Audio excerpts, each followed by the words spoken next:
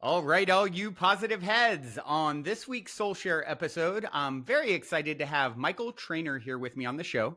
Michael is a social impact entrepreneur who co-created Global Citizen, which has helped to raise billions of dollars for programs serving the world's poorest people, as well as the creator of the Peak Mind podcast.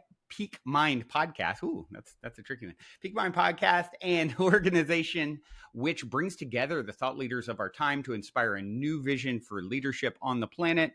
Hey there, Michael. Welcome to the show, my friend. Thanks, man. It's a pleasure to be here. I'm excited for our conversation. You know, it's funny. It doesn't happen very often, but it's like, oh, hey, where are you? I always start with like, oh, where are you located? And you're like, I'm in Venice. I'm like, hold on, what? I'm in Venice. Why aren't we doing this in person? But next time, folks. Next time, folks. I thought that was fun. So it doesn't happen too often that someone's right down the street. Yeah, I think maybe it was one of your team members had reached out to me to ask if I was interested, and I was like, sure. And I didn't actually, until I started doing my research into you, realize that you have you have your place, Mystic Manor, here in LA. And I was like, oh, just finished a little breakfast meeting over at Justa. And then we said hello. But needless to say, I love a little remote conversation, and always available down there. It's awfully convenient. Awfully convenient. It's definitely changed the game. Well, I'm going to start with my cliche opening question, and it is this. You're in an elevator. The woman next to you looks over, says, "What's your passion?" You got 10 floors to answer. What do you say? My passion is the art of human connection and how we create the more within both ourselves and within another. And I think about that. My background is in launching a music festival, so I think about that in the context of music.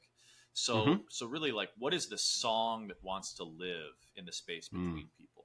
My passion is really as a musician of people, is how can we find that most resonant aspect that wants to live between each other, what's the song that is wanting to sing itself in our presence. That's my passion. I love that answer. It's a unique answer, and it makes me think, I wrote a book a few years ago called The Golden Key, and I list the 8 keys that I've sort of uncovered, or, my sort of distillation of how things work, the ultimate nature of reality. In the 8th key is master the YOU universe, like you are in your own private universe sort of concept, and I go into detail with that. But, what came up for me when you said that is, the universe, uni, the regular way of spelling it, UNI, one song, right? This is, it is music. This is life, is art. And we are our soul's artistic expression, I would say. Mm-hmm. Absolutely. Yeah, I think the universe, consciousness is really, I feel like, seeking to wake up unto itself, and we are the vessels for that. I don't really love the word awakening. I prefer the word remembering, but I think we are. I do too. We are remembering who we truly are, and the universe is, I think, fostering that remembrance. I'm such a nerd for like plays on words, or like changing the spelling, like the universe thing. And in the book, the other thing I have is everywhere I say remembering, remembering, like coming back together with the other aspects of ourselves, right? So I like that a lot. Well, if you would, what a fascinating journey, what you've done, and it's such a great example of, Gandhi said, if you want to find yourself, lose yourself in the service of others. And I believe that holds true, because there are no others. And, what a great example with what you've done with Global Citizen and the impact. And so if you would just kind of share whatever feels relevant to share about your backstory that's kind of led you to where you are. Sure. Yeah. Well, with Global Citizen, the vision was, how can we create a vessel, if you will, a container, really for a broader based movement. And I know a lot of people say that as hyperbole, but we really reverse engineered it, thinking, how can we create a different story around service that isn't one based in what I would call the prevailing narrative of guilt and shame? The Sally Mm-hmm. Struthers, poor child, give up your cup of Right. coffee, which I think is I call poverty porn. It's does not in any way encourage our shared humanity. Mm. In fact, I think it furthers the narrative of us, them, and haves and have-nots, and I just think it's a broken narrative. And so the Mm. idea was, how do we tell the story of our shared humanity and the potential that is wanting to live, the potential that is wanting to be unleashed through that common bond. And to make a long story short, music is a deep passion of mine, and it was a shared passion with my co-creators, and so decided to host an event. And we wanted to sort of combine self-interest and altruistic interest so that we could ideally invite the biggest musical acts in the world. And we were fortunate in that we wound up talking with the city of New York, and we were granted the ability to host on the Great Lawn in Central Park, which was really unprecedented. Hadn't happened since Simon and Garfunkel, I think, in '81. Wow. And so we hosted a free concert, and we turned that into our so with Central Park, you have to, it has to be a free ticketed event, but it also is not inexpensive, because of course you have to take care of the park. Obviously, 10 million people live there, and there's a variety of requirements that are not inexpensive. So to make a long story short, we turned that disadvantage into our advantage by saying, you know what, we don't want to ask for your money. You can't buy a ticket, but we want to ask for your hearts and minds. So you earn your ticket through your social activism. And we were able to galvanize hundreds of thousands of actions, now millions of actions. And everyone who got there did so by taking action. And so there was a shared sense of a common effort, a common identity. And then you got to Brilliant. attend and see your favorite musicians. So, to date, we've hosted everyone from Beyonce to Jay-Z to Coldplay, Pearl Jam, you name it. Year one was Neil Young, Black Keys, Foo Fighters. We raised $1.3 billion for programs around ending extreme poverty. And It's it grows incredible. to this day. I left after the third year to build Peak Mind, which is my current focus. But in essence, it grows on today, and it's raised over $40 billion, and it's Wow. beautiful to Wow. see it grow, and to see this really be a movement of the masses. So honored to have been a vessel, and to help that vision come to life, and also excited for many of the other collaborative opportunities I think that exist, and always in the listening around what wants to emerge and what's next. That must feel awful to have stewarded something with that kind of impact, positive impact on the planet. Well, only $40 billion. Wow, that's incredible, dude. Congratulations. That's quite the accomplishment. It's beautiful. It's beautiful to see, and I think as valuable, obviously, as the incredible contributions are financially, I think what's also really heartwarming is to see the people who have gotten involved. I think one of the most Sure. powerful, memories I have. So Nelson Mandela is of my greatest heroes, and Mm-hmm. we, for his 100th birthday, there was a Global Citizen hosted in Johannesburg Mm-hmm. in his honor.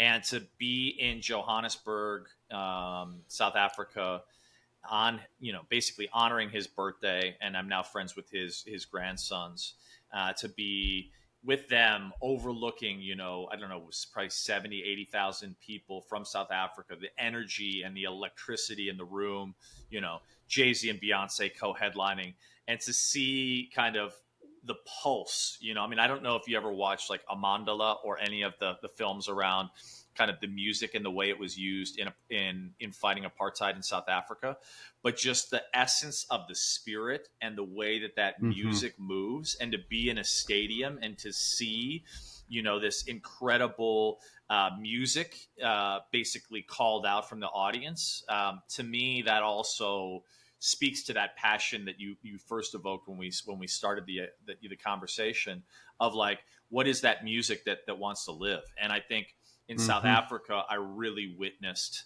the power of music. I mean, literally, this is a group of people that went up against, guns and tanks with their shared dance and song. And so, to me, to Yeah. witness like that level of potent potential and power was beautiful. Awe-inspiring. Yeah. Wow. Wow. Yeah. It's funny. Cool little synchronicity. I was just moments before we jumped on speaking to one of the guys who lives here at the Mystic Manor who does construction sort of work, and he's like, "Oh, I'm heading over to Neil Young's producer's house to work on a project." So I thought that was pretty cool. The guy who's, I forget his name, you might know him, but who produced his albums, but um yeah, Neil wow. Young So is one it of my favorite musicians, and I've got actually a great one of my favorite photos. When we did so year one, he performed, but he was a late addition. So we had gotten the Foo Fighters to agree to perform if we could get another act. And mhm. I'll share kind of a short version of a fun story, which is we really wanted Please. the Black Keys to perform. This was in Mhm. 2011. Black Gotcha. Keys were one of my favorite artists, but they actually Yep. had an interview already scheduled on the night here in LA with K Rock. Mhm. And one of the things, just for those listening, to hopefully inspire their sense of, if you're committed to a vision or passionate about a vision, you know, I think there's always a way, And so what I'll share is, we had gotten the Foo Fighters to say, "Hey, we'll perform, but in order for us to perform, you have to get another act, sort of A-list act to join in, because of course, when you're an unproven concept, it's a big Yep. thing to ask a band to commit." Yep. Make a long story short, Black Keys were interested, but they couldn't because they had an existing performance. So we said to ourselves, "Well, what could we do to potentially make that impossibility a possibility?" And we went to K Rock and we said, "Hey, would you be willing to maybe change the interview a day if we could do X, Y, and Z?" They said yes. We went to FedEx actually at a meeting and said, "Hey, would you be willing potentially to in kind sponsor shipping the Black Keys entire equipment stack overnight to New York and then overnight back to LA if we could make this happen?" And they said yes. And then Wow. flew to Nashville, and basically we're like, "Hey, would you still be interested in doing the festival if you could still do K Rock and the festival, and we could handle all the logistics so that there's it's still a win-win, no one loses?" And they said yes. And that actually made the festival a reality. And based on their participation and synchronicities, so one of the things we were working on at the time was eradication of polio, and many of us didn't know. I mean, I knew, but many people didn't know that actually Neil Young had polio when he was a kid. And so Oh when wow. we were working around this cause, he found out about it, and he agreed to jump in on the performance. And so I have this, one of the biggest memories of my life is I'm literally sitting in Central Park. 2 feet in front of me is Neil Young. To his right is Dan Arbach from the Black Keys and Dave Grohl from the Foo Fighters, and they're in Wow. one of the most epic guitar anthems of all time, "Keep on Rockin' in the Free World," on the Great Lawn in Central Wow. Park. Literally Wow. 60,000 people behind me, and I've got a picture of that moment, and it's like, that was 9 months just a dream. 9 months before Yeah. that, like literally, like Wow. we were not like, we had very little money. We just had a big dream.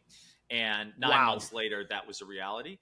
And so I just share that story to say, if you've got a big dream and you're passionate about something, stick to it, because there's always a way. And I Yeah. think a lot of the magic is just figuring out how to continue to create win-win opportunities, and Yep. build the right team around you such that you can see your dreams manifest. Wow, that's pure inspiration right there. It's, it's like I said earlier. I love kind of quoting Gandhi with that quote because I think it's so true. It's in giving that we receive, and finding a fun win-win way to do that. Mm-hmm. And you did that. You found like, okay, I want to be helpful, but I also want it to, be enjoyable and beneficial, and tickle my fancy of I love music, and that sort of thing. So I think it's such an ideal story to share with people. And then, your aim wasn't financial gain, right? It's like you were doing something for passion and love and service and all these other check marks in your life. But how many positive things did that lead to for you? That's what I'm Oh curious about. yeah, I think so. Spot on. So first of all, you're absolutely right. It's a nonprofit, so there was no personal financial gain. I received a very modest salary, but it was a nonprofit in New York City, so no Yep. personal wealth accumulation. But to your point, what are the ancillary benefits? Well, there's, in my view, always ancillary benefits when we do something positive. In fact, I think one of the greats, and I'm sure a lot of your listeners, I would venture to guess, are burners or go to Burning Man, and I Mm-hmm. think I like to see some of the principles that are, for example, Burning Man principles applied in day-to-day life, and the one that resonates with me the most is sort of leading with giving, right? So having no Yep. expectation of return and being a Yep. gift, being a stand. Yep. Yep. And that's one of the things that I love about Burning Man, but I think also is a principle that we can apply in day-to-day life and living. And so what I've seen time and time again, and what I saw with Global Citizen, is when you align self-interest with altruistic interest in a way that is of service, the results are exponential. And what do I mean by that? Mm-hmm. Well, what I mean by that is, let's say I want to reach out to someone in my life that I have no really business talking to. So, like, let's just use, and this is not how the conversation proceeded, but I'm just going to use this as kind of a mind exercise. But let's say I really would love for Beyonce to perform my charity concert. Well, if you Mm-hmm. say to Beyonce, "Hey, Beyonce, do you want to perform my charity concert?" Well, it's very unlikely that she's going to say yes, simply because even if she was interested, the demands on her time are crazy, right? But if you actually said, what does Beyonce really care about? And I'm using this more as a metaphor or like as an archetype that Yep. people can use in their own life. Well, Beyonce deeply cares about the empowerment of women and girls, right? Like Yep. that is clear in how she shows up and what she's committed to, right? So what if I frame my ask around something that I know Beyonce cares deeply about, and instead of being an ask, it feels like an offer? So what do I mean by that? So in the context of a festival, it might be, hey Beyonce, would you? I know you care deeply about women and girls. I've done the legwork. I've found a partner that wants to commit $100 million. This is not, again, an exact use case. I'm just sharing kind of Sure. Sure. how, Yeah. how I think about it. $100 million Hypothetical. Yeah. to women and girls through the empowerment of education, if you're willing to perform. Oh, and by the way, do you want to do it on the Great Lawn in Central Park? The Beatles never played there. Stones never played there. It'll be seen by 15 million people.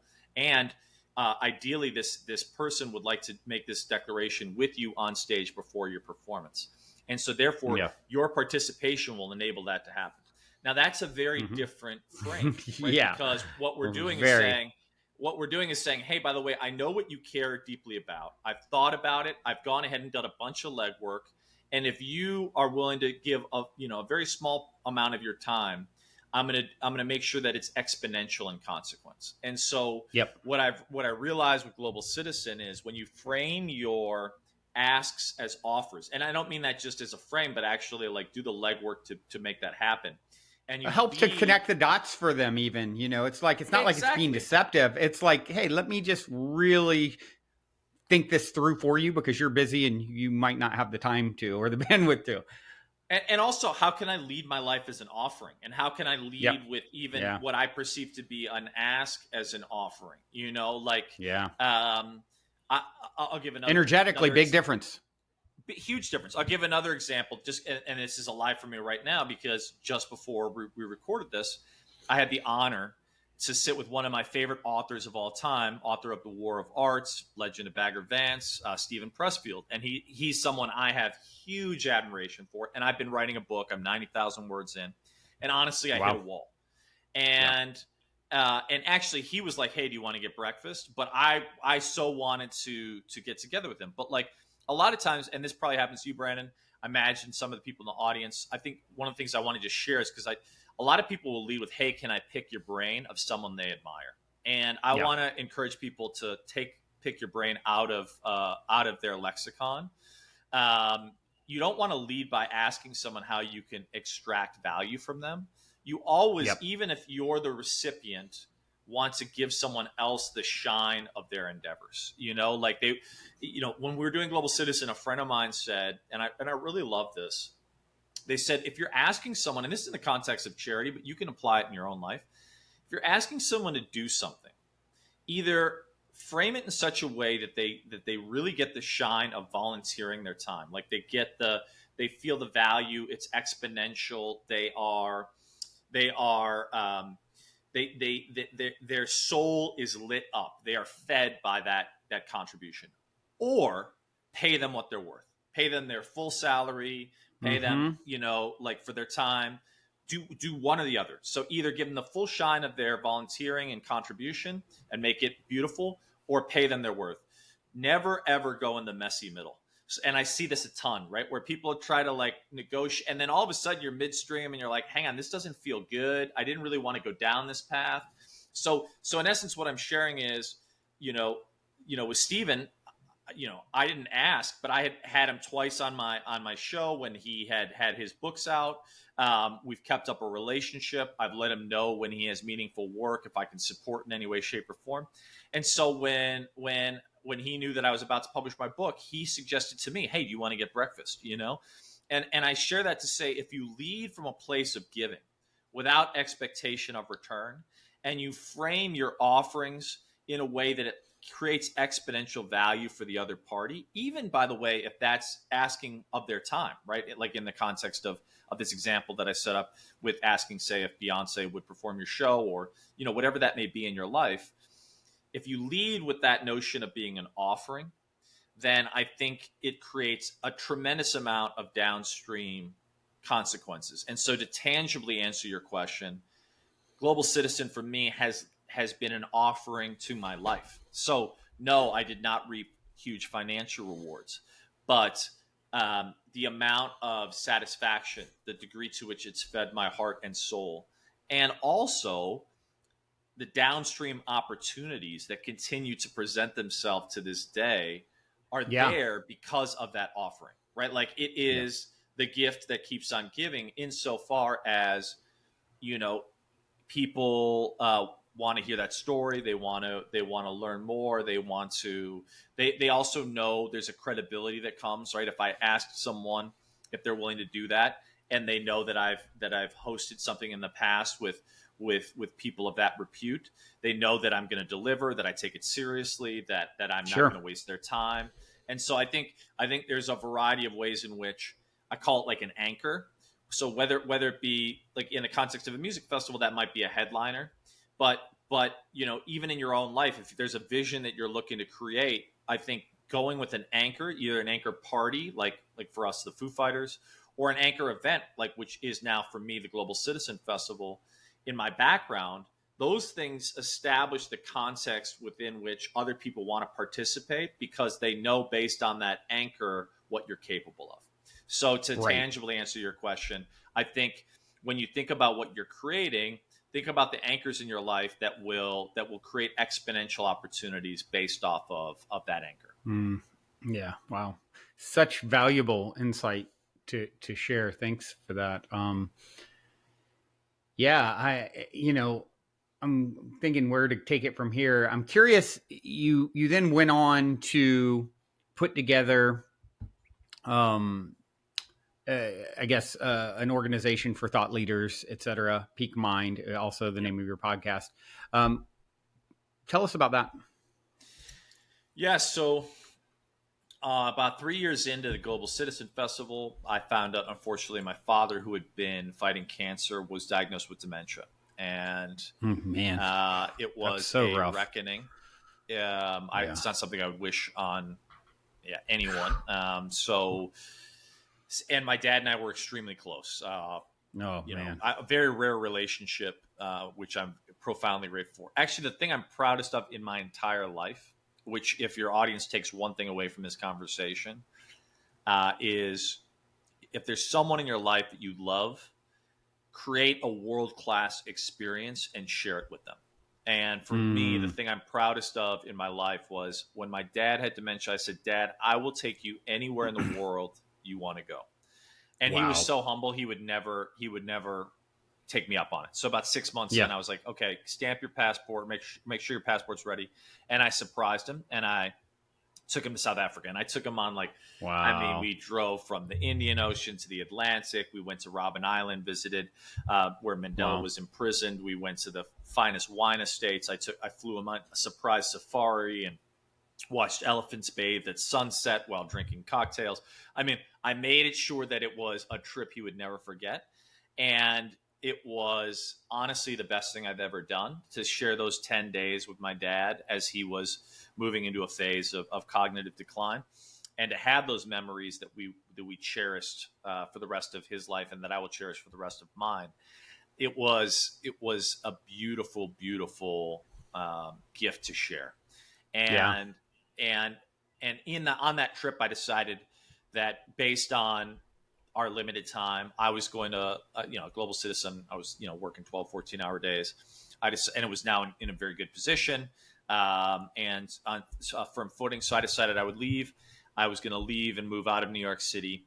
And I decided I wasn't actually sure what I was going to do yet, but I knew on that trip with my dad that it was time to leave and time for the next chapter. And so what I did was, a friend of mine at the time, named Lewis Howes, who's got a show called The School of Greatness, he Hmm. challenged me to do 30 days of meditation. And I did 30 days of meditation. And on the 30th day, and you'll appreciate this, Brendan, because I went down here in LA to the ocean. I have a deep reverence for the ocean, and it was a November night, and it was freezing, and it was pitch black. But I had this intuition that I had to jump in the ocean. Wow. And I was like, all right. So I stripped down, jumped in the ocean, and it was freezing. And I was like, and I came out, and I had this kind of crazy idea. I was like, I was on the 30th day getting deep insights. And this is 2015. I said, I want to host His Holiness the Dalai Lama for a meditation event. Mm. And I didn't know how I would go about doing it because I didn't have any connections to His Holiness the Dalai Lama. But I was really moved by thinking about the brain, and I was moved by what meditation had meant for my life.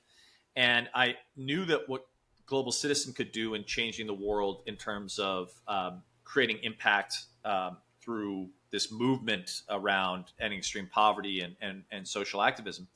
But I also thought to myself, the world is a manifestation of our collective internal states. And in order to hold the space for that transformation in the external world, I think we need to have a commensurate internal transformation, right? Like a Mm. crass analogy would be, many people win the lottery and have this huge windfall, but I think it's something like 80 to 90%, maybe even higher, of them go back to their default state, even after getting all that money, because they don't have the mindset to hold it, right? So, crass analogy, but I think many of us, even if we have these insights, a lot of people chasing the ecstasies of profound experiences. But if they don't integrate, if they don't actually do the work to hold that, then it's for naught. And so for Yep. me, I was really inspired by this idea of how can I inspire a broader based movement around the inner work, and especially meditation. So in essence, for the next 7 months, I went through a dance, which I'm happy to go into greater detail, but it was one of the more challenging things I've ever done. But miraculously, I found someone who grew up with His Holiness and who was willing to potentially host an event. I had to do a lot of work to show that I was earnest in my intention. I had to commit to, only taking enough money in to actually make the event happen. Literally had to turn down like $50,000 checks once we had enough money. To Wow. get the initial money took months, and not to pay His Holiness. His Holiness does the event, of course, for free, but just to all the different things of getting the venue, and we wound up having, who also committed his time for free, but Oscar winner Forrest Whitaker fly in and do but just the spiritual commitment of dedicating yourself to an event, and then knowing that, this was for his 80th birthday. So we received the honor of a letter where His Holiness was willing to come celebrate his 80th birthday with 400 people, beautiful venue, outdoors, in nature, that I had organized. But he, if for whatever reason he can't show up, there's no replacement, right? Like there's no like, oh, His Holiness couldn't come, but we've got, X, Y, yeah, right. Like so you're basically like, okay, I'm now like deeply financially vested. I'm also spiritually totally invested, and there's no backup plan. Like I burned the bridges behind me, and so it was a profound lesson in faith. It was a profound lesson in commitment, and it was a beautiful experience. I wound up introducing my dad, my mom, my sister. I cried like a baby, met His Holiness. We hosted an incredible conversation, which wound up being, actually, I distributed it for free, of course, as the first episode of Peak Mind, the podcast. Cool. And it wound up being an incredible, one of the most powerful opportunities of my life, and a beautiful lesson across a myriad of areas of my life, in terms of what it takes to do something, and when you have a vision, to commit to it and see it through, and also just like who we get to be to hold our visions, right? I think, I imagine many people listening in the audience have dreams that are wanting to live through them, right? And the space, we get to obviously occupy, that we get to step into to be able to hold those visions, I think is what the work is really about. And so, while I'm profoundly moved by hosting and holding that space in that event, and it led to many other events. Next event was with Deepak Chopra and Eckhart Tolle, and that was 4,000 people. We sold out at the Shrine Auditorium here in LA, and a variety of other events since then. But just to say, I think these experiences are profound, but what's even more profound is often the space that it fosters within ourselves and others. Sure. And so so that's the work I'm committed to. Amazing. So, with your organization of bringing together other thought leaders, how did that come about? When and where, and what does that look like? So Peak Mind ostensibly launched with this event with His Holiness. By the way, my first guest is the Dalai Lama. Like you just had to do that, didn't you? Well, I think it goes to that. It goes to that point. That obviously, I don't even want to. There's the sacred and the mundane. Obviously, the mundane of my organization doesn't even touch the sacred of what he is and represents. And at the same time, in kind of in the spirit of what I shared earlier, right, is, if I now, having, hosted, like you, and this has been one of the gifts of my life, and I'm happy to talk about this, and I'm sure you have your own stories, but one of the things that I knew I was committed to in my life, but wasn't yet exemplifying, is I knew I wanted, and keep in mind, this was in 2014. So podcasting, for example, was very young, but I grew up, watching Bill Moyers and Joseph Campbell talk about mythology on PBS. And I actually had started recording my podcast in 2014. Now, I didn't publish my first episode until 2019. So there were 5 years of me sitting on my song, my gift. Wow. And I share that to say, like, yes, okay, I can share these big names, but I also want to empathize with the audience. Like, I buried my song within me for 5 years, which had exponential effect, by the way. Like, many of the biggest podcasters today launched early, right? Because in life, generally, early creates exponential rewards. Now, I'm still profoundly grateful for, the opportunities I've been afforded. But I share that to say, I actually took myself on a date to go see Fleetwood Mac, and they did a tribute to Tom Petty. Excuse me. And I love Tom Petty, and I had the opportunity to go see him live that year, and I was like, no, I'll catch him next year. And of course, he passed. And there was no next year. and I'm watching this tribute to Tom Petty, and I'm thinking of all the songs that I've danced to, that I've played in my car driving down the PCH, all the memories that his songs Yeah. have afforded. Yeah. And in that moment, I said to myself, I'm not going to die with my song still in me. And I don't care how many people show up, I'm publishing my first episode tomorrow. And keep in mind, by that time, it's 2019, I had been sitting on content, for example, even from this event with His Holiness the Dalai Lama, content with Deepak Chopra, content with a variety of people. But my ego was like, dude, you can't go from hosting, Neil Young and Jay-Z on stage to some guy in his living room with a microphone. Like my ego was like, that's a major career step down. Right. And so I let my ego mess with me for 5 years. And then I was finally like, I don't care. This is my song. It's not about anyone else. It's about me committing to this offering. What a great and being lesson. a stand for it. And in doing that, which I'm sure many people have their own equivalent in their lives, in doing that, a whole world opened to me. But it took an ego death of sorts, of saying, you know what, it may not look like what I think it should look like. I bet your audience will resonate with this as well, which is, I don't know if you've read Big Magic or know Elizabeth Gilbert. She wrote, of course, the book Eat, Pray, Love, which many I'm sure listening have read. But she wrote that book. And you got to think, like, Eat, Pray, Love is this huge success, right? And she's likely never going to write another book that will ever duplicate the success of Eat, Pray, Love. And many artists, creatives, whether they have a failure or a success, they keep themselves from ever creating again. It's called the sophomore slump in music, right? Because they fear they'll be able to replicate the bigness of their first endeavor. And what she talks about, and I recommend anyone listening read this book, Big Magic, it was a liberation for me, because I was like, yeah, I might never create something again that's the scale of Global Citizen, but that's not what it's about. It's about being the vessel that the muse moves through, right? And she says, hey, I'm not going to write Eat, Pray, Love. Maybe I'll write a children's book. Maybe I'll make a coloring book. Maybe I'll make a cooking book. It's just about being a vessel for the muse and disidentifying from it having to be about you, and more being just like, I'm a vessel. Let's see what wants to move through me.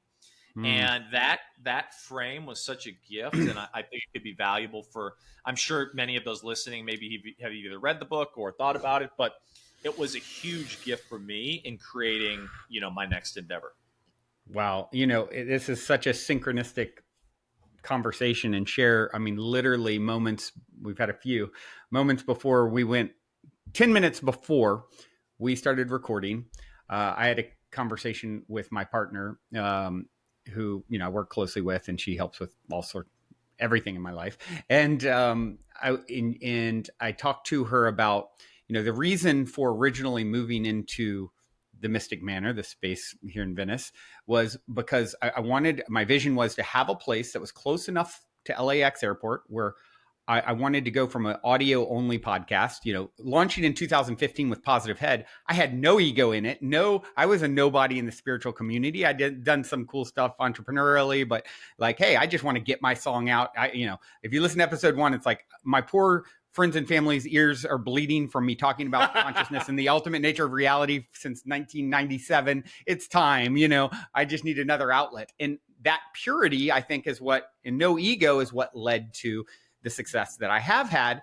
And then now fast forward to 2019, I have a vision of a late night style consciousness-centric talk show called Optimistic, spelled MYSTIC. I'm like, okay, I'm going to get a place in Venice close to LAX where it's big enough to host retreats as well. So fans of Positive Head could come and spend a week on retreat. Then we'll have a audience gather, and 30 or so people, and I'll do an opening monologue and visionary artists live painting and interview, and then retreat guests can come out and share about their week they've had leading up to, and ask questions of my interviewee, and a musical performance. So I filmed 17 of these episodes between July 2019 and COVID hit in March, and it turned into like, literally, we decided, my first vision is I'm going to get it on Netflix or whatever, it needs to be out there in some bigger way. I have a successful podcast. Now it needs to be bigger and better. And, we get to starting to, we've recorded 17 episodes, and I'm like, okay, I started putting feelers out there. Things weren't opening up super easy with that. No worries. I'll do the same thing with the podcast. I'll put it out independently. The day we decide to release episode 1 is like the next day is COVID lockdown everywhere. And then we released the first few episodes just on YouTube on our own or whatever. And then it was like, oh, it looks like we're going to be able to get it on Amazon. I halted releasing everything. I still have 13 episodes, oh, cool. Let's put these out on a bigger platform. COVID, everything changes in the world. 6 months dragged on with that potential. Didn't happen. Now my support is gone. The whole world has changed. And as to this day, Michael, I'm sitting here on all these episodes that it bothers me every day, but it's almost turned into like a block. Now it's like, well, now they're like years old, and, I've moved on to other things, and I don't feel like my execution was anything near what it could have been, like some level of disappointment. And literally 10 minutes before this conversation, I said, you know what? Talk to our guy who helps with all things. I'm just putting them out. I don't care if no one sees them, hears them. I don't, And so it's a really let the dam break. You know what I mean? Like, it's like, let the salmon run. I feel like I totally hear you, and I can absolutely understand your perspective. And as someone listening, I was just hoping that's exactly where you were going to close. Where you're like, I just decided forget it. I'm releasing it, And I don't need it to do anything. Just live and breathe in the world. Right? We create these ideas like, oh, it's got to look this certain way, right? Like, and I imagine some people in your audience can relate to this. It's like, oh yeah, well, I want to do this, but it's got to look like this. And very infrequently does it actually look like that. Almost always it looks some way totally different than what you thought. Now, that can be really beautiful if you're willing to appreciate how it winds up looking. But if you keep trying to see it through the frame of what you expect or what you think it should look like, it kind of stifles the growth, and it stifles also the muse. So I was talking about having breakfast with Stephen Pressfield. If you haven't read the book, if you're listening, The War of Art, read that book. Like, it is, for anyone who's doing anything creative and birthing anything in the world, it is so valuable because he creates this frame of the muse and resistance. And anyone who's in the creative process, resistance manifests itself in the trickiest of ways, right? Like the way you're talking about, Brandon, of like, oh, okay, like it's got to be Amazon or it's got to be Netflix, like that. Those are resistances, right? Like if I'm writing my book, it's like, oh no, I just want to watch one more YouTube video, which keeps me from writing. That's resistance. Like, resistance is insidious. It shows up in so many ways, but resistance is the enemy of the muse, and the muse is the creativity that wants to live through us. And I feel like anytime that we let the voice of resistance block us, it keeps the muse from sharing all the creativity that it wants to move and share through us. And so what I'm so excited to hear is, now that you've liberated yourself and you're just like, I'm just going to release it, I have no question, and I look forward to hearing in a few months, that's going to open so many more opportunities for the muse to flow through you, right? Like, whether that be more episodes of your show, or whether that be a new format or something totally tangential. Like, I have no idea. Like, you're going to start doing retreats in Greece based off of feedback someone gave you on the episode you're going to release 2 weeks from now, and they have a retreat. So, we have no idea, right? Like, when we open ourselves to then that world of possibility, it's like, it's just like, it's a commitment to be in the listening around what wants to evolve. And that's such a beautiful process. It really is. It's this idea of, expectation about what direction you see it unfolding. I think that's okay to have a vision, but it's that attachment to it that gets us. Right. That's right. It's like, I need it to be this. Now it's built up in my head. Oh, it's similar to the sophomore slump energy for me. It's like, oh, okay. No expectation when I'm positive. I just want to share. Anyone who will listen, I don't care. Oh, I've had some success. It's got to be more. It's got to be, whatever. And it's like, yeah, man, does it get in the way if we let it? It's that EGO, everybody's greatest obstacle, right? That's right. That's exactly right. And what what inspires me is this notion of also, so anytime you're trying to create a habit, right, or a behavior, the best way for that to become entrenched is through identity, right? Like, I identify as something, right? So like, if I work out every day for the next 90 days, I will start to identify myself as a guy who works out, and that will Yep. become part of my identity, right? Yep. Which also is like why, if we wanted to create effective habits, if it's rooted in identity, it's way more likely to become an actual sustained transformation. Yeah. Um, that said, the flip side of that coin, which is what both of us have just articulated in our own lives, is when we become too fixated on an identity that no longer serves us, or a Yeah. projected identity that doesn't actually necessarily want to live for whatever reason or circumstance, and Yep. is no longer the identity that serves us. Uh, that holding on to that, for me, for example, I'm extremely proud of Global Citizen. I feel like it's a child I helped birth into the world in a beautiful way. But peak mind couldn't flourish until I no longer saw my principal identity as global citizen, right? So Yeah. Yeah. and whatever I create next, I will also have to, in some ways, create the space for that new identity to emerge. And whenever you're at the beginning of something, of course, the temptation is to stay in that comfort zone of what was working and what your identity was. Yeah. And so the challenge, I think, for anyone is how do we create a context where we're no longer attached to any identity such that it inhibits our growth and possibility. And in Yeah. that space, then from a place of listening, what can we allow to emerge and commit through our efforts to serve? Because I think that's the Yeah. other piece, right? It's like if we see our creativity as something we're in service to, it unfolds in a far more beautiful way. Yeah. The other example that I think of in my own life is my first sort of stepping into, having my own remembering, if you will, regarding the ultimate nature of reality, spirituality is like, okay, oh, I'm one with source consciousness. I'm a fractal of source. I can create. I am a creator. That's what we do. Well, what would I create if I could create anything? Oh, I want to make music. I formed a band in the mid late 90s called Kundalini. And I ended up the band we broke up in 2004, and I look back now at the early days of Kundalini and some of the most inspirational times of my life. Late night in our little dingy studio in Nashville, learning our instruments and writing these super creative songs that I think are brilliant and beautiful, even though maybe we weren't the tightest. And then I think towards the end, the last couple of years, our bass player's brother was in No Doubt, who had just at the time had the biggest song on the FM dial a year prior to him joining our band. And, he would come and support us at all our shows and had played with big bands at the time, like, on bills with like Linkin Park and Hoobastank and Alien Ant Farm, all these bands that were really big at that in that sort of genre too, of what the type of music we were making.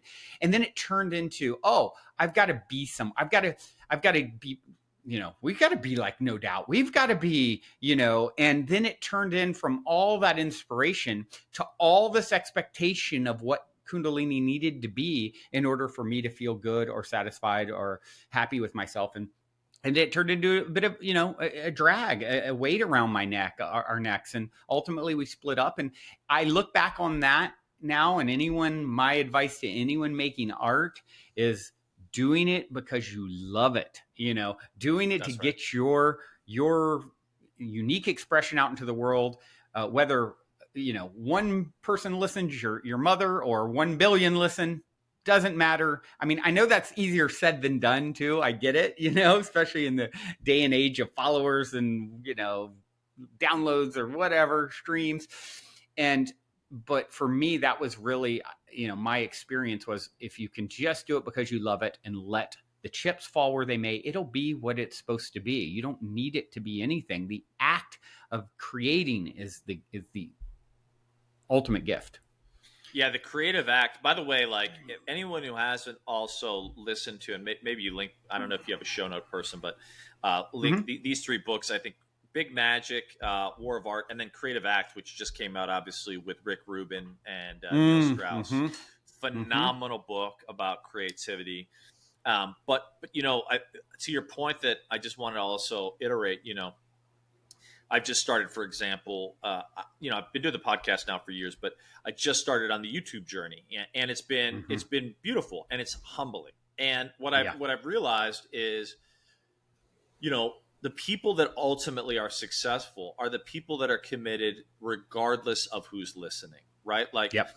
so many people chase the metrics, but the creators that are successful, I was listening to, I think it was, I can't remember exactly who it was, but they had started and they put out for years, like, content. It was either on a daily or a weekly basis, but like, and no one was listening, but it was their commitment to the process. It wasn't Yeah. about, okay, everyone's listening. That then now, of course, they've got millions of followers, etc. But 98, 99% of people would quit in the first 6 months because they'd be like, oh, why am I even doing this? Yeah. Because Right. they're creating it for the perceived value they think of Yeah. around other people. And, you know, the number one regret of the dying is that they didn't take a shot at living the life of their dreams, living Yep. life on their own terms. They were too fearful of the judgment of others.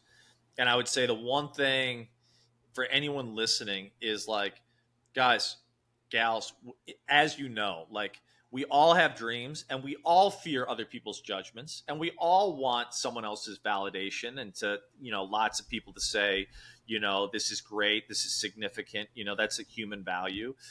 That said, the counterintuitive paradox is it's actually our commitment to the work itself, regardless of who's listening, and the truest form of our own listening and the truest form of our own self-expression that is the key to our liberation.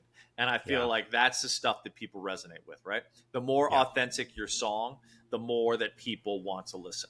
Mm. That's the truth of it, right? Like, very Mm. most people spend their whole life thinking, how can I make a hit song that everyone's going to want to dance to? But the problem is, by the way, like, even those who have a hit song, like, you're talking about the late 90s, right? Like, I'm actually friends with someone, not as a name dropper, but who was in No Doubt, right? But, Mm-hmm. like, in the 90s they were playing in front of 100,000 people, but in Mm-hmm. in the 2000s they're not existing anymore, right? So, like, Right. if he was trying to live his life as if my success is only when I'm playing in front of 100,000 people, then even that hit song is now the anchor for a deep amount of duress and stress, right? Sure. Right. Whereas if you're like, what, that was my song then, now I have a new song now and it looks totally different, and it's not Yep. based on how many people are in the stadium, it's based on Yep. how authentic it is to your note. That, to me, that's the trick, right? Is like, how do we keep singing regardless of who comes in and out of the room, and it's not about, like, trying to make a song that we think they'll like. It's about what is true for you, and oftentimes, Johnny Cash is a great example, or I don't know if anyone saw the movie Crazy Heart with Jeff Bridges, Mm-hmm. where his, a lot of times the greatest songs are about, the stuff that are most vulnerable, like, that we don't think is sexy and we think no one wants to hear, but, like, people identify with that. They're like, oh Yeah. man, like, that resonates, because, like, that's the stuff no one wants to talk about. But guess what? Yeah. It's the human experience. Yeah. Yeah. I love what you said, how authentic it is to your note. And I just saw a clip or something online that really jumped out at me, talking about we often say the most powerful force is love, right? And this person was making a case that actually the most powerful force is authenticity. Mm. And I thought that was a really interesting, thought that I had never heard before just the other day. It's like how, it's the ultimate force, the ultimate power that you can tap into is true authenticity. And, Well, if you think of authenticity as a note, right? Like, to your mm-hmm. point, right? So love, I think, is the expression we are all seeking to. There is this kind of notion of, like, most things distill into either love or fear, right? And so Yep. therefore we Yep. want to be a commitment to love.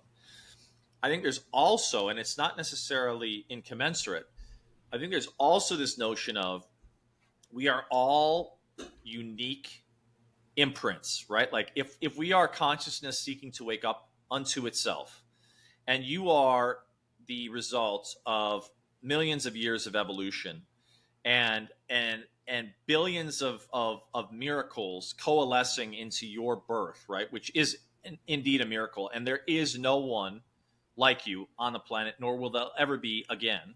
So if you Yeah. are actually the exemplification of that consciousness seeking to wake up unto itself, and you are here today living right now, right, which you basically won the lottery, right? If you have your health in front of you and your time ahead of you today, you won the Yep.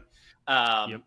Well, then your expression is in fact your authentic expression is in fact your gift to the world, right? Because Yeah. what the universe, in my view, is seeking is for that unique, authentic expression to release itself, because it is a note in the cosmic song that is being sung, and and Yeah. and and we need that expression. We need that unique note, just like a symphony needs each of its component parts Yep. to create the song and the resonance.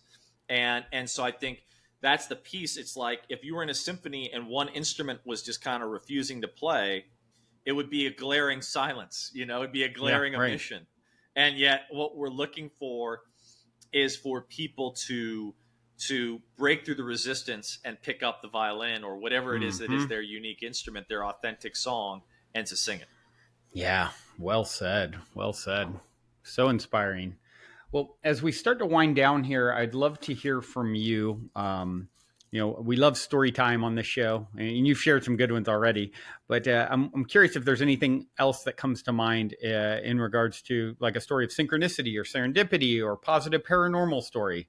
Um, got anything fun up your sleeve? Yeah, I've got a great story that I'll share. I don't share this often, but I think it's a beautiful story. Um, for those listening, I don't know if anyone listening has seen the movie A River Runs Through It, but I'm going to share this as a visual representation. So, for those who have seen it, there's a scene, and for those who haven't, go watch it. There's a scene at the end of the film where Brad Pitt's character is in this beautiful, I think it's the Snake River in Montana, and he's casting his fly rod. And this is a man whose music is the cast is fishing. It is the Yeah. casting of this rod, and Hmm. his brother peeps around a bush and notices that he has created his own unique artistry with the rod, in Mm. that he casts such that the fly never touches the water, but the Mm. fish come up to meet the fly. Mm. And I share that to say it's an exemplification of someone's unique song, made manifest.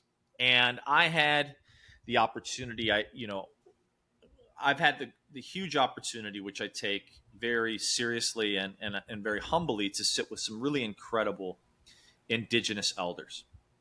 And there was a man who I loved, who I think is incredible, a Diné man. Diné is what is commonly known as the Navajo, the true people from the southwestern region of the United States. And I was at a gathering of the indigenous elders, and I did a an ipi ceremony with Jerry Nelson, and in that, I don't know, for those who listen, if you've done a temescal or a sweat, but it's a sacred ceremony in which you enter the symbolic womb, and you are ritually reborn through the honoring of the elements and the directions. It's an incredibly beautiful form of medicine, but as with any form of medicine, set and setting, who you sit with is profoundly important. Yeah. And I was sitting with a true person in Jerry. And what I love is when Jerry sat and held space by the fire, by the grandmothers. And there was a Comanche man that shared this with me once. He said, with the fire, people get transfixed by the flames because the flame is beautiful, but the flame is transient.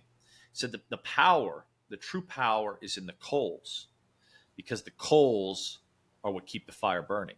Mm. And in the Temescal, the coals are the grandmothers, the grandfathers. They are the Mm. elders, the wisdom keepers.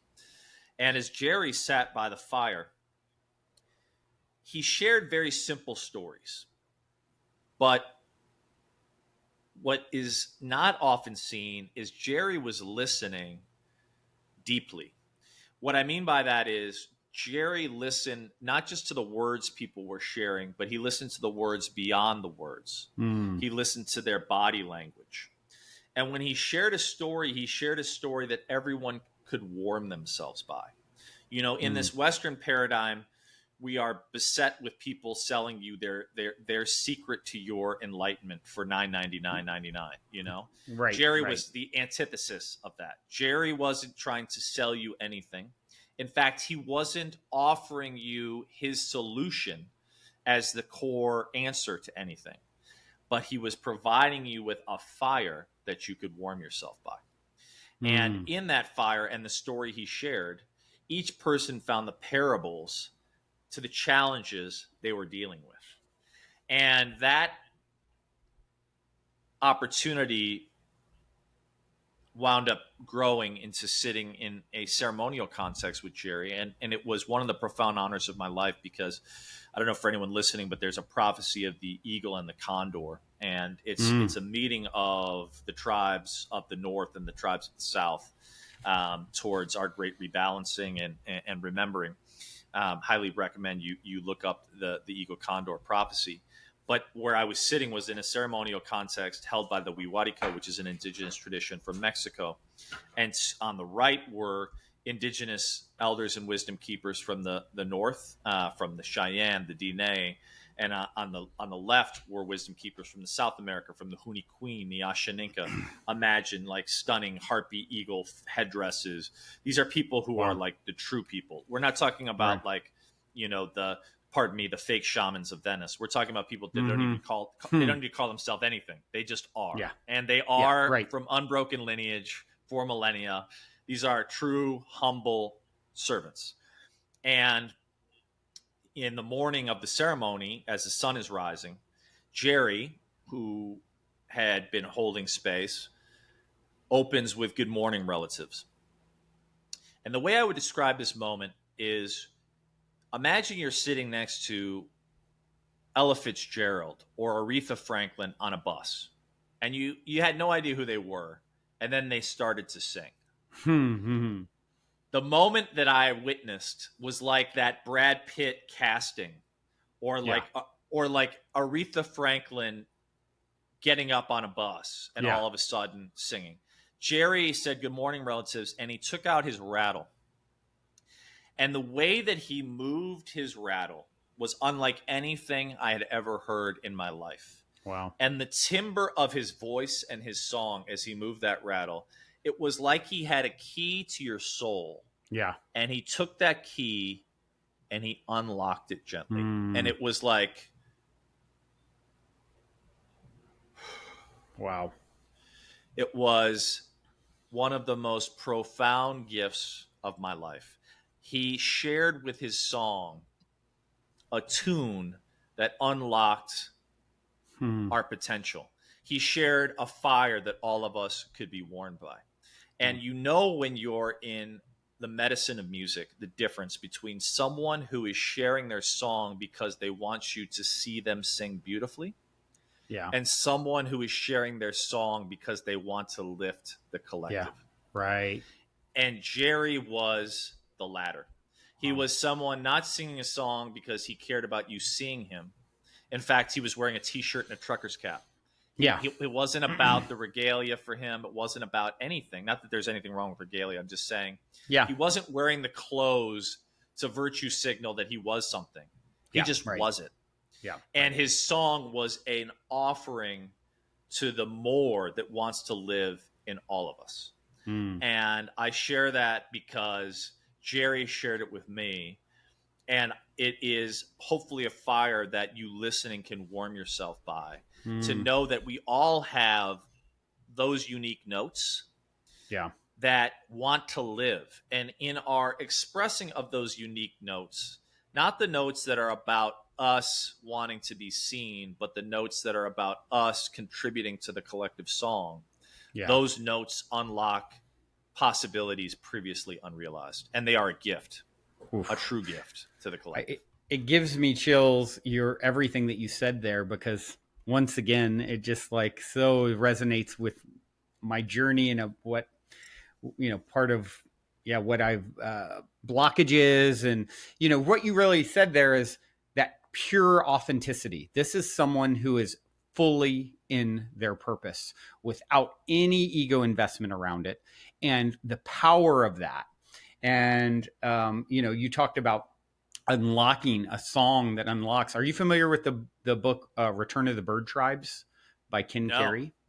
no. Highly recommend it. It's supposedly a channel text written in the 80s, and it's about a guy who he's somewhere in the Midwest on a farm. A giant snowstorm hit, and this story started pouring through him of Native Americans that had a story that isn't documented anywhere. It's so poetically written and beautiful about the tribes coming together and how they had a prophecy that at this time there would be a return of the bird tribes, those coming in with music as the medicine to unlock and awaken humanity. And I've really resonated with that book going back 20 years. And I launched a platform, a music distribution platform in the mid to late 90s. Like it was, 2000s, like 2009. That was, it was kind of like a MySpace meets Spotify before Spotify. I had my own token on it called Blooms, and before crypto. And some of my strongest spiritual breadcrumb stories have led me back to this. I won't go into the whole story. It's a whole thing. But this picture behind me is like a representation, because it's called Industry, TREE. And you can see birds all up and down it, that I think of as Return of the Bird Tribes. This idea that music is the medicine that will unlock humanity. And I've had some blockages to launching this thing again. Like I said, I'm giving you the very high level of a very long story, but it truly is. I believe that when someone is in their purpose, and there will be certain musics and frequency and notes that come through that have codes that unlock like a key inside each and every one of us. And just our whole job is to remove the obstacles that stand in the way of sharing that. Right. Totally true. And I'll share, one more story quickly, Please. inspired by what you just shared, which is there's a man. I was going through a dark night of the soul some years ago, about 20 years ago, and I did some work with a beautiful man named Martin Prechtel. And he wrote a book called Secrets of the Talking Jaguar, and another book, an ancient Mayan story called Disobedience of the Daughter of the Sun.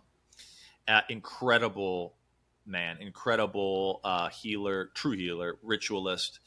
And he shared with me two sayings that I still use to this day with frequency.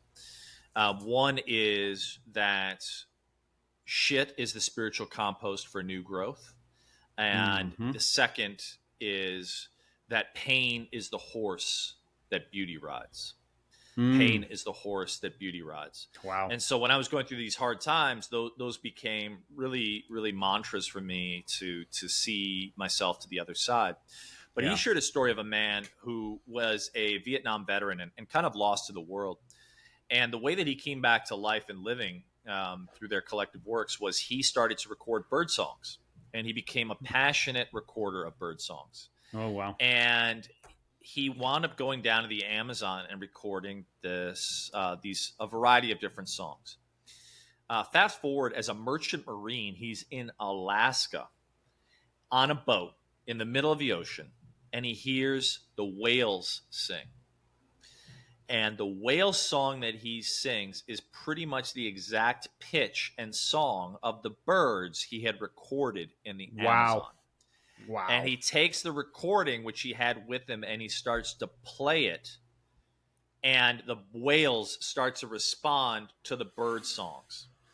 And I don't know if those listening know this, but the whales are the oldest living culture on the planet. They actually carry songs that are their medicine from where they are from. And these songs carry across the ocean. Each whale continues the song and adds their own unique notes. And those songs wind up progressing around the world through the culture of the whale and their song. And I share that just to say that this man was brought back to life through the medicine of these songs. and we have no idea how potent and powerful and these songs are as codes, as we've kind of discussed, but also as medicine, even across different species, where we Yeah. as humans probably imperceivably like understand, but there's certain song, Beethoven has a quote that I love, which is something to the effect of, music is a higher form of wisdom than any higher revelation than any form of wisdom. Music is a higher revelation than any form of wisdom.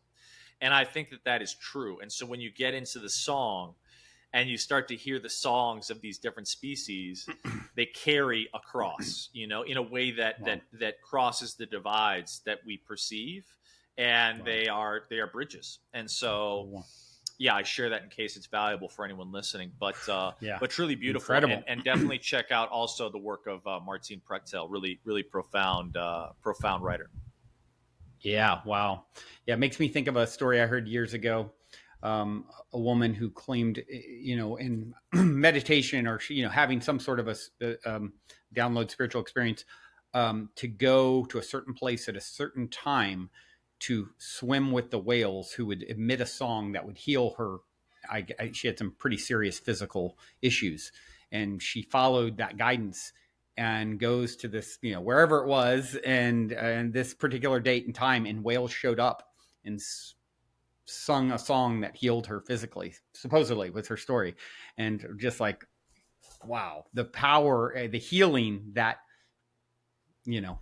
exist and is possible is beyond. It's unbelievable. I mean, obviously we could geek out on that for a whole nother show, but also what I would say is another piece for those listening: watch Whale Rider. If you haven't seen, I think it's a movie from either the 90s or 2000s. It's a beautiful story of a Maori, which is the traditional indigenous peoples of New Zealand, of a Maori young girl, and I won't betray the story, but it's of her song with the whales, and it is one of the more beautiful movies you ever watch in your life. Wow. Okay. We'll definitely have got that on the list. Well, this has been incredible, Michael. You are such an inspiration. Thanks, Brandon. Thank you so much for taking the time to come and share your insights and wisdom. And I definitely feel inspired. I know the listeners do too. What is the best way for people to connect with you, follow you, obviously the podcast, just whatever you want to share in regards to that? Yeah, I mean, I would say if the stories resonate, of course, please do subscribe to Peak Mind, which is my podcast. You can link to it, I'm sure, below, but it's basically, you can find it on any podcast platform. Love to have you listen over there. If you, I imagine we're passionate about similar topics, and so that's a great spot. I'm also at Michael Trainer on pretty much all social platforms: YouTube, Instagram, Twitter, you name it. I'm most active, I'd say, on Instagram. But yeah, man, and Peak Mind, you can just Google anywhere with my works. But best place to connect, if anyone wants to reach out, is probably Instagram and the podcast, because those are the two things that I focus on most intently. So grateful for the opportunity, grateful for all those listening, and yeah, man, it's wonderful to connect, and looking forward to connecting again soon. Yeah, and you're so close, and 3D is inevitable, I hope. And I look forward to crossing paths with you again. And yeah, thank all of you for tuning in your beautiful brainwaves and incredible hearts to another episode. Till next time, journey well. I love you so, so, so, so.